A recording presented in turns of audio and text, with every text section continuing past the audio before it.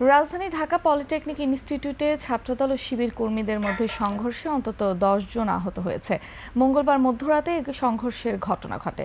ক্যাম্পাসে আধিপত্য বিস্তারকে কেন্দ্র করে ছাত্রদল ও শিবির নেতাকর্মীদের মধ্যে প্রথমে বাকবিতণ্ডা শুরু হয়।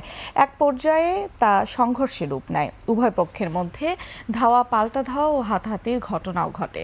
সংঘর্ষে আহতদের হাসপাতালে চিকিৎসার জন্য পাঠায় কলেজ প্রশাসন। পরিস্থিতি নিয়ন্ত্রণে আনতে হলে তল্লাশি চালায় পুলিশ। পরবর্তীতে ছাত্রদের অভিযোগের ভিত্তিতে বহিরাগতদের বের করে দুপক্ষের সাথে সমঝোতার কথা জানায় পুলিশ। লতিফ ছাত্রাবাস, এই ছাত্রাবাসে ছাত্রদের মধ্যে একটি মারামারির ঘটনা ঘটছে।